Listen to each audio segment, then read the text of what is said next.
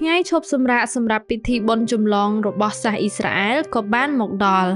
ពិធីបុណ្យចម្លងនេះគឺជាពិធីរំលឹកនៃការរំដោះសាសអ៊ីស្រាអែលចេញពីភាពជាទាសកររបស់អេស៊ីបក្រោមការដឹកនាំរបស់លោកម៉ូសេសម្រាប់ព្រះជាម្ចាស់ដើម្បីអបអរពិធីបុណ្យចម្លងនេះមនុស្សទាំងអស់បានប្រមូលផ្ដុំគ្នានៅក្នុងព្រះវិហារនៃទីក្រុងយេរូសាឡិមប៉ុន្តែព្រះយេស៊ូវទ្រង់មានហេតុផលមួយផ្សេងទៀតចូលទៅភូមិខាងមុខពេលអ្នកទៅដល់អ្នកនឹងឃើញកូនលាមួយដែលគេចងទុកនៅទីនោះពុំទាន់មាននរណាជិះនៅឡើយទេសូមស្រាយហើយដឹកវាយកមកបើសិនបើមានគេសួរថាហេតុអ្វីបានជាអ្នកស្រាយវាចូលឆ្លើយទៅគេថាព្រះអង្គម្ចាស់ត្រូវការវាបន្ទាប់មកពួកសិស្សបានដឹកកូនលាយកមកថ្វាយព្រះយេស៊ូវហើយក្រាលអាលធំរបស់ខ្លួននៅលើខ្នងវាថ្វាយព្រះអង្គគង់ព្រះយេស៊ូវជាព្រះបុត្រាដ៏ខ្ពង់ខ្ពស់បំផុតរបស់ព្រះជាម្ចាស់ប៉ុន្តែទ្រង់បានយាងចូលក្រុងយេរូសាឡិមក្នុងលក្ខណៈតូចទាបបំផុតមានហ្វូងមនុស្សដ៏ធំមួយ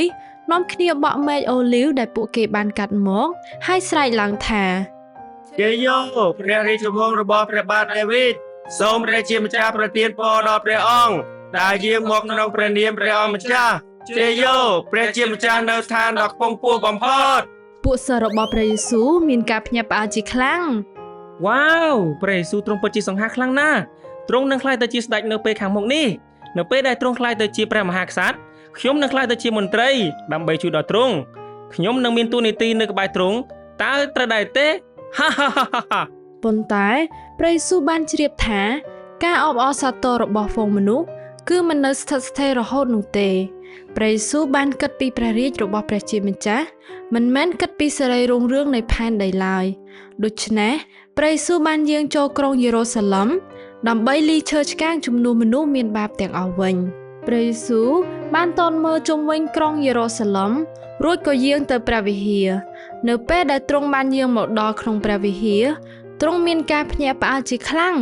ព្រោះមានអ្នកលក់ដូរពាសពេញនៅក្នុងទីនោះទ្រង់បានខ្ញាល់ហើយបានផ្ដួលតុពួកអ្នកដូរប្រាក់ផ្ដួលកៅអីរបស់អ្នកលក់ព្រាបព្រះអង្គមិនអោយនរណាលីសែងអីវ៉ាន់ដើរកាត់ទីធ្លាព្រះវិហារឡើយព្រះអង្គមានព្រះបន្ទូលព្រានប្រដៅពួកគេថាក្នុងគម្ពីរមានចែងថា